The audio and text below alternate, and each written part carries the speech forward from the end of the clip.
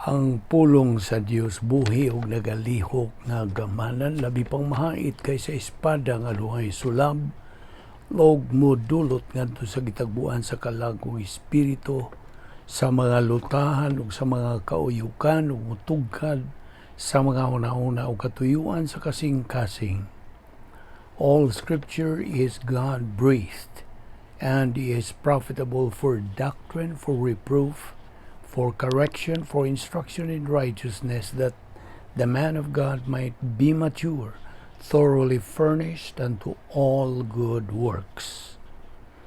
Welcome everyone sa atong adlaw-adlaw nga pagtuon sa pulong sa Dios diining atong Bible study pinagi sa YouTube sa Balbido Evangelistic Ministry. Kaninyong mga subscribers, welcome. Atong mga followers, fellow believers. Okay, moadto dayon kita sa atong paggamit sa 1 John 1:9 principle sa 1 John 1:9 nga nagkanayon, if we confess our sins, God is faithful and just to forgive us our sins and to cleanse us from all unrighteousness. Alang kanimo dili magtutuo ang imong giatubang issue, dili ang pagsugid sa mga sala, kundi ang imong paggamit nila imong kabubuton sa pagtuo kang Ginoong Jesucristo ingon nga manluluwas. Acts 16:31 na kanayon, believe on the Lord Jesus Christ and thou shalt be saved. Let us pray.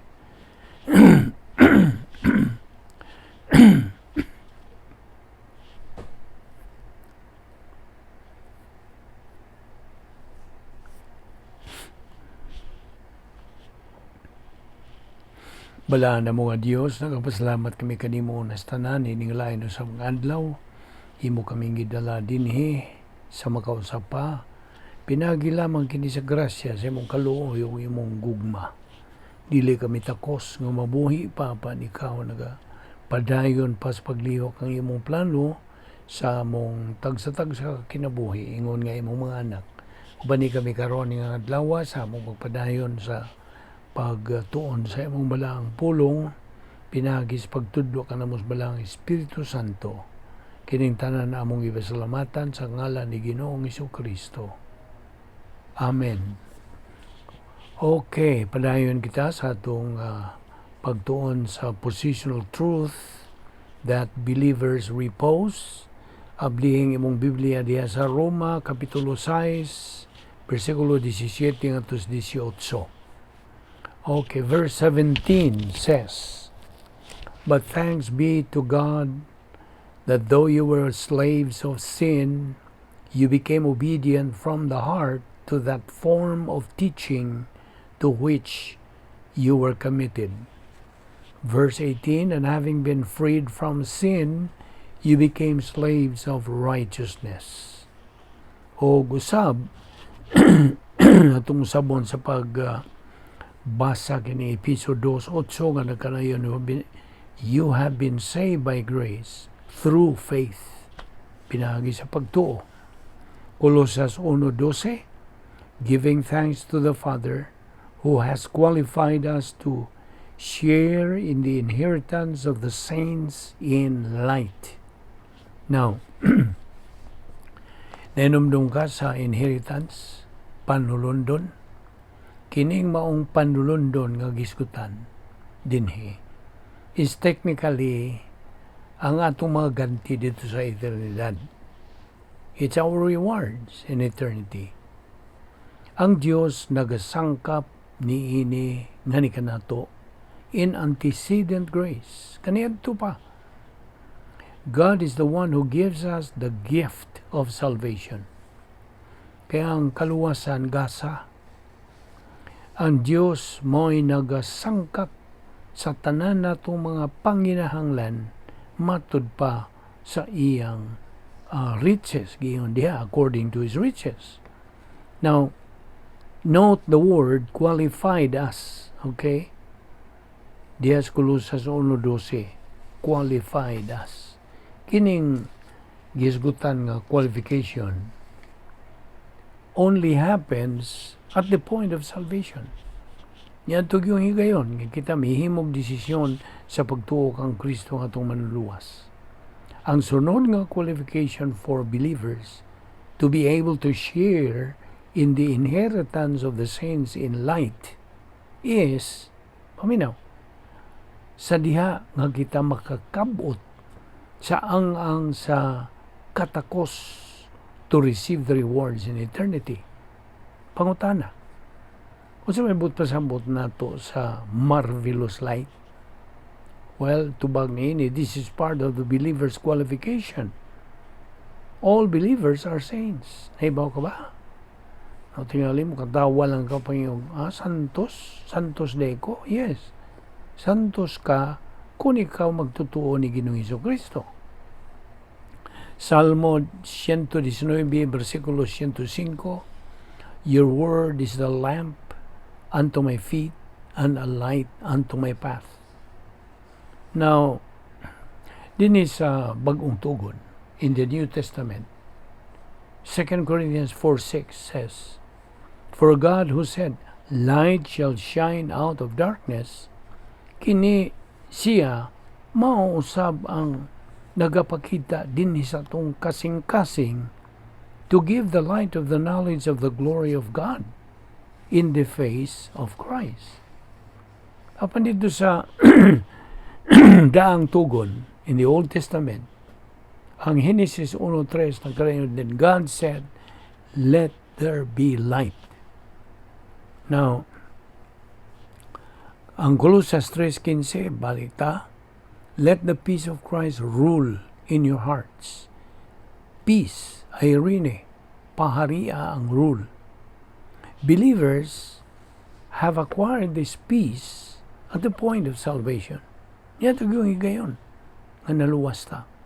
Gikan diyan to, ito yung higayon na, kita mga magtutuo magapadayon sa pagtuon sa pulong sa Diyos to be able to grow in grace and in the knowledge of our Lord and Savior Jesus Christ. Segundo Pedro 3:18. Now, naghisgot man ta og kahayag, light, nainumdong ka sa diyang si Ginoong Jesucristo nagkanayon, I am the light of the world. Siya mismo nagasulti niya na. Ingon nga mga magtutuo sa atong Diyos ni Ginoong Jesucristo nga as believers, our Lord said to us, you are supposed to be the reflector of this light. Now, this light is eternal life. Kinigisgutan din In Genesis 1:1, in the beginning, God created the heavens and the earth. Verse 2, the earth was formless, way porma, and void, and darkness was over the surface of the deep, and the Spirit of God was moving over the surface of the waters. And verse 3, then God said, let there be light, and there was light. Now, of course, kining nagsulting let there be light, this talks about plurality. Yes, verse 2, kini nagisgot na og restoration, pagbabango na, okay, done and performed by God the Holy Spirit. Verse 3 again, the God who said let there be light, paminaw, the God who said let there be light, kadtong nagasulti nga ang kahayag, mutungha ang kahayag, is the same God who restores our soul at the moment of salvation. Is the same God. Now, 2 Corinthians 4:6 again, for God who said light shall shine out of darkness is the one who has shone in our hearts. In Matthew 5:16, let your light shine before men in such a way that they may see your good works and glorify your Father who is in heaven. Now, ang tanan raba, dayag. Everything is visible at the light. Gusto? Kung ay kahayag, magkita yun ang tanan. Ephesians 5:13, but all things become visible. Kunya diha sa John 3, verse 20, for everyone who does evil hates the light and does not come to the light for fear that his deeds will be exposed.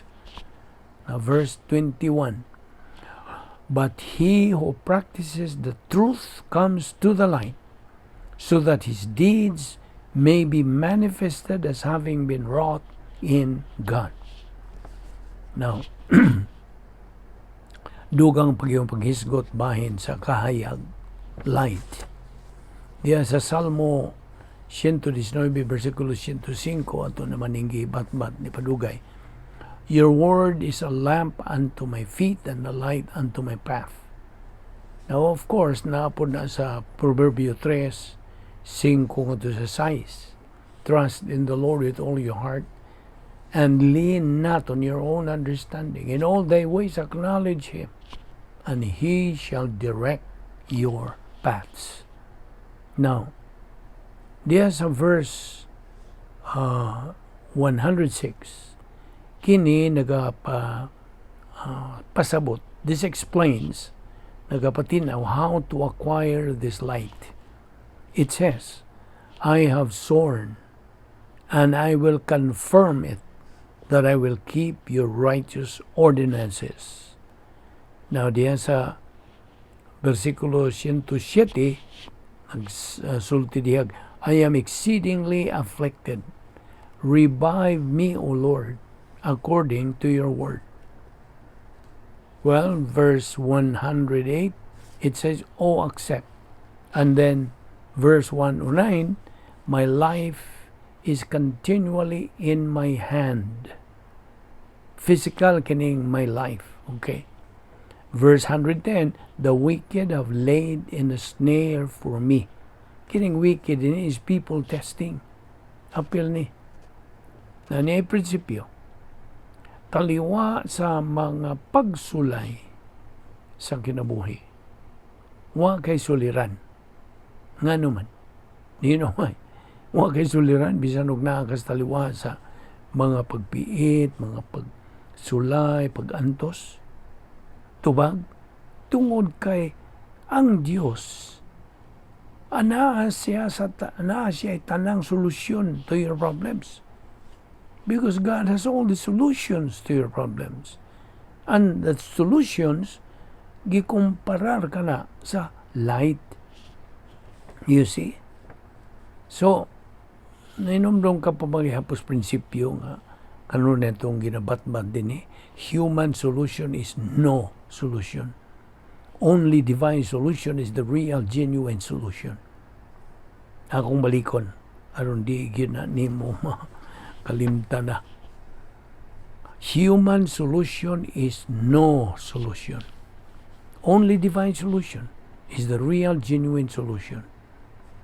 Now, balik ta niya itong mga versikulo nga itong hisgutan, verse 110 may katapusan, at ito tas verse 111.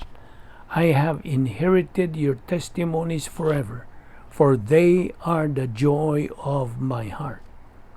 Verse 112, I have inclined my heart to perform your statutes forever, even to the end.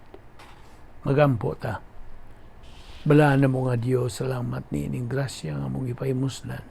Pagtuon sa imong pulong. Salamat ni among Bible study, pinagi sa YouTube channel, sa Balbido Evangelistic Ministry. Dada kami pagbalik uma din aron kami makapadayon sa sumpay nga paghisgutan o pagatunan bahin ini nga among pagtulunan nga giuluhan o positional truth that believers repose. Salamat ng tanan sa ngalan ni Ginoong Hesukristo. Amen.